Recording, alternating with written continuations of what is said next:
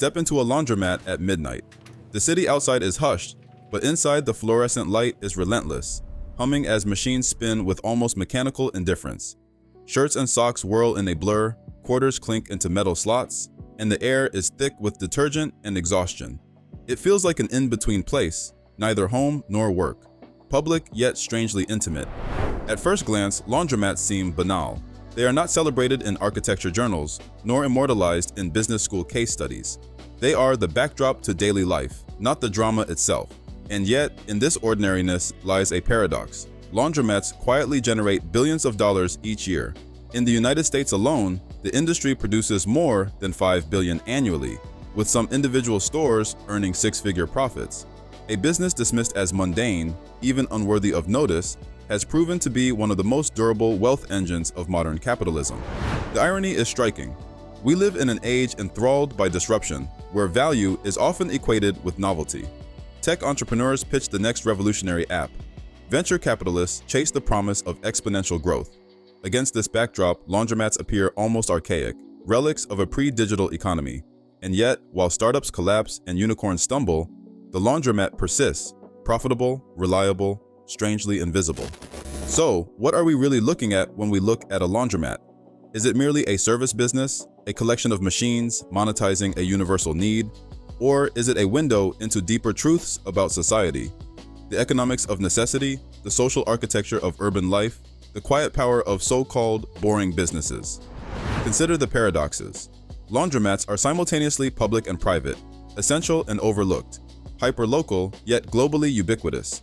They are recession-proof businesses that thrive precisely because they address needs that cannot be digitized or outsourced. And yet, beneath their pragmatic veneer, they reveal patterns of inequality, migration, and technological change that stretch far beyond soap and water. To explore laundromats is to peel back layers of modern life we rarely scrutinize. Why do some industries flourish precisely because they remain unglamorous? Why have laundromats historically been owned by immigrants, and what does that say about access, opportunity, and barriers in the larger economy? And what does it mean that in the age of artificial intelligence and blockchain, some of the most profitable enterprises are still powered by quarters and detergent? This video is not simply about laundromats. It is about what laundromats represent, about resilience in the face of volatility, about the hidden architectures of everyday capitalism, about the dissonance between what society glorifies and what quietly endures. And perhaps, by the end, we might come to a more unsettling question. If laundromats, in all their ordinariness, are making millions, what else have we failed to see? What other quiet machines of profit hum in the background of our lives, unnoticed but indispensable?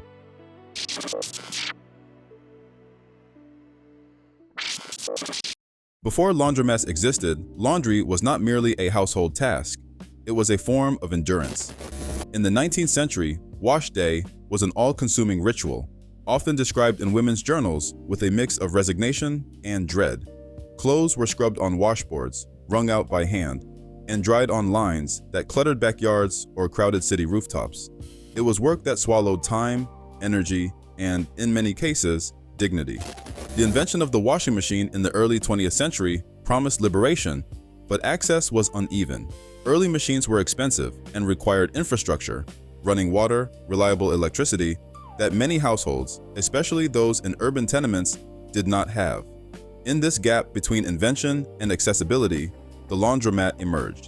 In 1934, during the depths of the Great Depression, the first self-service laundry, then called a washateria, opened in Fort Worth, Texas. Customers could rent time on shared machines, paying only for what they used. This was not just a convenience, it was a democratization of technology. Suddenly, working-class families could access the labor-saving power of machines that had previously been confined to middle-class homes. The timing is worth reflecting on. The 1930s were an era of economic collapse, widespread unemployment, and social fragmentation. And yet, in that context of scarcity, a business model emerged that addressed a universal, non-negotiable need, the need for clean clothes. Here lies our first paradox. Industries that thrive in hardship are rarely those that society celebrates, yet they are often those most essential to survival. By the 1950s, laundromats had spread across America's growing cities. They flourished in neighborhoods where apartment dwellers lacked private washers, serving not only as sites of utility, but as sites of community. Anthropologists have noted that laundromats became third spaces, not quite home, not quite work, but communal gathering grounds. Immigrant women swapped stories over folding tables, children did homework while their parents fed quarters into machines, and neighbors who might otherwise remain strangers found themselves thrown together by cycles of wash and dry. In these settings, the laundromat was less a business and more a form of social infrastructure. It was where isolation was punctured, where the rhythms of everyday life became visible. Consider the architecture: rows of machines facing outward, forcing patrons into proximity, the hum of dryers creating a shared soundscape, the benches and folding tables encouraging moments of conversation. These spaces were accidental commons, constructed by necessity rather than design. And yet, they were also spaces marked by inequality.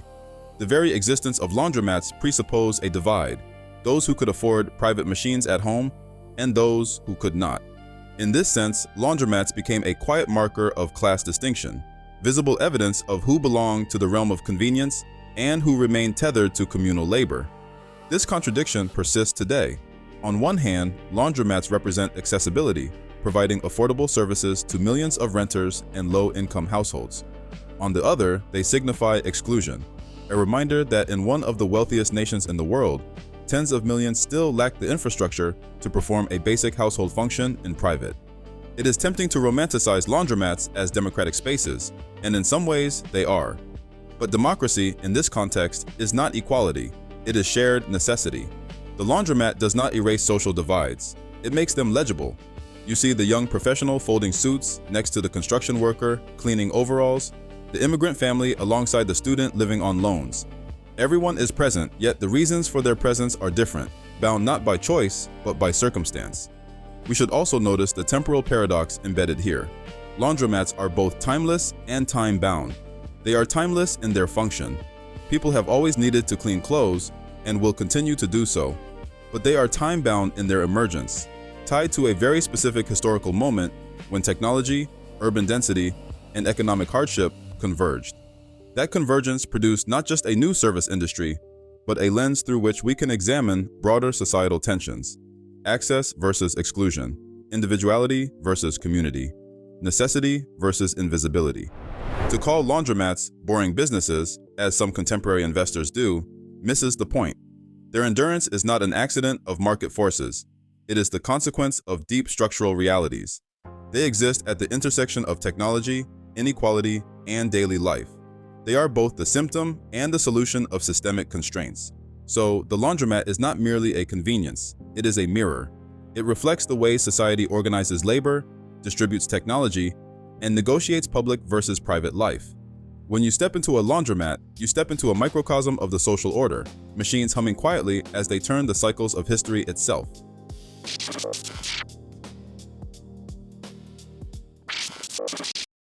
In the imagination of popular culture, wealth is rarely associated with something as mundane as washing machines.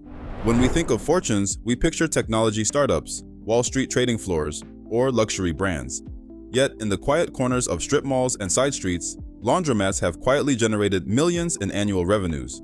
To understand why, we must unravel a principle as old as commerce itself. Glamour attracts attention, but obscurity protects margins.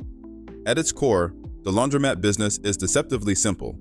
Customers insert coins, or increasingly digital payments, into machines, wash and dry their clothes, and leave. There is no complex supply chain, no perishable inventory, no intricate staffing model. The overhead is straightforward: rent, utilities, equipment maintenance. Unlike restaurants that live or die by customer tastes, or retail outlets vulnerable to seasonal shifts, laundromats provide a service that is non-negotiable. Clothes will always get dirty. The demand is not elastic, it is perpetual. But here lies the intrigue. Laundromats are not merely stable, they are anti-fragile. In economic downturns, when discretionary spending contracts, laundromats often see stable or even increased usage. Households may cut restaurant outings or streaming subscriptions, but they cannot suspend laundry. Moreover, when families downsize into smaller apartments during recessions, the reliance on laundromats intensifies. This countercyclical stability makes them unique among small businesses. They are tethered to necessity rather than desire. A 2022 market report estimated the global coin-operated laundry industry at over $30 billion annually, with steady growth projected through the next decade. In the United States alone, there are roughly 30,000 laundromats, generating over $5 billion in revenue. Yet these numbers, while impressive, tell only part of the story. The more revealing fact is that laundromats typically operate with cash-on-cash returns between 20% and 35%, figures that would make venture capitalists salivate if attached to a tech startup. Why then do investors often overlook them? The answer is partly psychological. Success in modern capitalism is narrated through innovation and disruption. Entrepreneurs are lionized when they change the world. But laundromats change nothing. They preserve continuity. They are not disruptors, but maintainers, sustaining a ritual that is both ancient and unglamorous. In a society obsessed with novelty, continuity is undervalued, even when it is profitable. There is also a cultural dimension. The laundromat is coded as blue-collar, as serving populations often marginalized in economic storytelling: renters, immigrants, low-income families. Wealth derived from laundromats is therefore seen as less prestigious than wealth derived from apps or hedge funds, even if the returns are comparable. Here we confront a subtle hypocrisy. We celebrate entrepreneurs for solving problems most people do not have, while ignoring those who solve problems everyone has. To appreciate the profundity of this, consider a contrast. In 2021, a delivery startup raised hundreds of millions of dollars, promising ultra-fast groceries in under 15 minutes. The service catered to affluent urbanites, many of whom already lived within walking distance of stores. Within 2 years, most of these startups collapsed, their unit economics unsustainable. Meanwhile, laundromats continued humming quietly in the background, quarter after quarter, cycle after cycle. They did not attract headlines, but they did accumulate wealth. Another hidden strength lies in ownership models. Many laundromats are family-run businesses, passed down through generations. They operate on principles of patient capital, prioritizing steady cash flow over explosive growth. This contrasts with venture-backed startups that often burn money in pursuit of scale. Paradoxically, what seems small and conservative often proves more resilient than what appears ambitious and visionary. We should pause here to reflect on a broader economic truth. The most durable businesses are not always those that dazzle markets, but those that align themselves with enduring human needs: food, water, shelter, and cleanliness. These domains rarely yield headlines, yet they quietly structure the foundations of wealth. Laundromats belong to this category, along with funeral homes, waste disposal, and plumbing.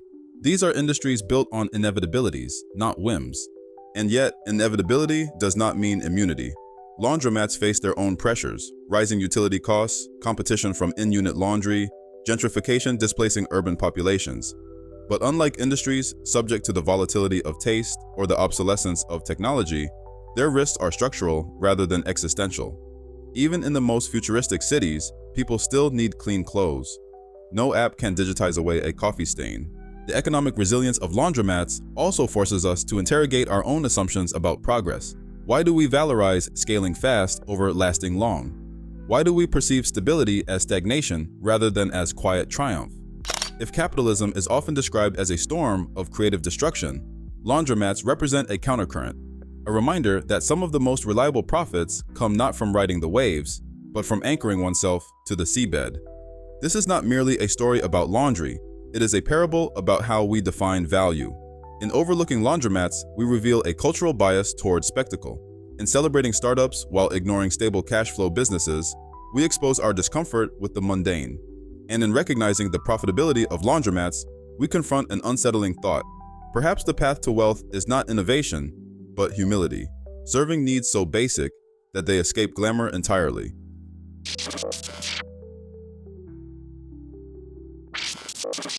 If laundromats in the United States represent quiet engines of stability, what happens when we look beyond American borders? The answer is instructive. Laundromats may appear different across geographies, but the underlying logic, the marriage of necessity and accessibility, remains astonishingly consistent. In this sense, laundromats are both deeply local and unmistakably global. Take Japan, for instance. The country is famous for its obsession with cleanliness and efficiency, and yet its laundromats, known as coin laundries, have evolved into something almost aspirational. Many Japanese laundromats offer not just washers and dryers, but also ozone cleaning for delicate garments, lounge areas with free Wi-Fi, and even cafes attached where customers sip lattes while their clothes spin. Rather than being stigmatized as last resort services for those without machines at home, laundromats in Tokyo and Osaka have been reimagined as community hubs, hybrids of utility and lifestyle. In 2018, there were over 18,000 laundromats in Japan, serving both urbanites squeezed into small apartments and families seeking faster, high-capacity machines for bulky items like futons. The laundromat in this context is not a mark of economic insufficiency, but of modern convenience. Contrast this with parts of Europe, where laundromats often serve tourists and students more than locals. In Paris, Berlin, or Rome, many households have compact washers at home, but dryers remain rare due to space and energy costs. Laundromats thus cater to a narrower clientele: travelers hauling backpacks, Erasmus students with limited budgets, or residents needing to dry sheets during rainy seasons. Here, laundromats exist not as lifelines, but as supplements, filling gaps in domestic infrastructure. They are less profitable on average than their American or Japanese counterparts, but they persist because the need, while smaller, never vanishes. In emerging markets, the story shifts again. In parts of South Asia, Africa, and Latin America, communal laundry spaces are less formalized, but no less essential. Riversides, wells, and communal basins have historically served as laundromats of another kind, places where labor, necessity, and sociality intertwine. In recent years, however, coin or card-operated laundromats have begun entering middle-class neighborhoods in cities like Nairobi, Mumbai, and São Paulo. These spaces represent not only economic opportunity, but also social mobility. To use a laundromat is to participate in a form of modernity, signaling entry into a consumer economy. What was once a purely domestic, gendered labor becomes professionalized, commodified, and quietly profitable. The global comparison highlights a paradox. On one hand, laundromats are universal. Wherever people wear clothes, they eventually need communal washing facilities. On the other hand, the meanings attached to laundromats vary radically. In the United States, they are often coded as working-class utilities. In Japan, as lifestyle conveniences. In Europe, as niche supplements. In developing nations, as aspirational stepping stones. The machines may be the same, but the cultural scripts are different. This invites a broader reflection. What does the endurance of laundromats reveal about the future of cities? As urbanization accelerates, by 2050, 2/3 of the global population will live in cities. The demand for compact housing will grow. Smaller apartments mean less space for in-unit laundry, and thus, paradoxically, a greater reliance on communal facilities. Already, real estate developers in dense metropolises like Hong Kong and Singapore are reintroducing shared laundry rooms as intentional amenities, echoing patterns that in wealthier suburbs were once seen as obsolete. Technology, too, will shape the laundromat's evolution. Smart laundromats, where customers reserve machines via apps, track wash cycles on their phones, and pay digitally, are proliferating. Some even employ AI-driven maintenance systems that predict when a washer will fail, minimizing downtime. Yet notice the irony: the technological veneer changes, but the core act remains the same: water, detergent, motion. The laundromat absorbs innovation without ever surrendering its primal function. There are also environmental dimensions. Laundry is energy and water intensive, accounting for a notable share of household resource consumption. Centralized laundromats, especially those equipped with high-efficiency commercial machines, can actually reduce per capita energy usage compared to millions of inefficient home washers. In an era increasingly defined by sustainability concerns, laundromats may find themselves reframed not as relics, but as eco-conscious solutions, shared infrastructure replacing redundant individual ownership. And yet, one cannot ignore looming threats. In wealthier regions, the proliferation of in-unit machines could erode laundromat usage. Rising utility costs and real estate prices, especially in gentrifying neighborhoods, may squeeze margins. In some cities, laundromats are disappearing, not because demand has vanished, but because landlords can earn more by converting those spaces into cafes or boutiques. Thus, the laundromat is always caught in a delicate balance, indispensable to many, but vulnerable to the shifting tides of urban economics. Still, the resilience of laundromats across eras and continents should not be underestimated. Their endurance is not accidental, but structural. They exist at the intersection of biology and culture, necessity and infrastructure. Clothes must be cleaned, water and electricity must be shared. Urban life requires spaces where strangers converge for mundane purposes. The laundromat, in its quiet persistence, reminds us that progress is not merely about innovation, but about sustaining the banal rituals that bind societies together. Looking forward, we might ask, will the laundromat remain a hidden wealth engine, or will it be transformed into something more conspicuous, a site of cultural reinvention, technological experimentation, or environmental efficiency? Perhaps the deeper question is whether our definitions of value will shift. Will we continue to dismiss the mundane as unworthy of admiration, even as it proves indispensable? Or will we learn to see, in the spin of a dryer, not just an errand, but an allegory for capitalism itself, circular, relentless, profitable, precisely because it never stops?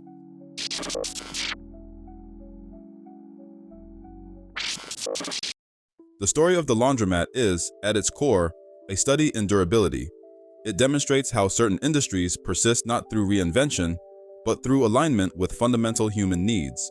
While other sectors rise and fall with technological disruption or shifting consumer preferences, laundromats remain tied to a constant, the ongoing requirement for clean clothing. Their profitability is less a mystery than a reminder. When businesses address non-discretionary needs, they often enjoy resilience that trend-driven enterprises lack. Laundromats operate on straightforward economics, low labor costs, predictable demand, and infrastructure that, once established, requires only steady maintenance. The outcome is not extraordinary returns, but consistent ones. This consistency, however, also shapes perception.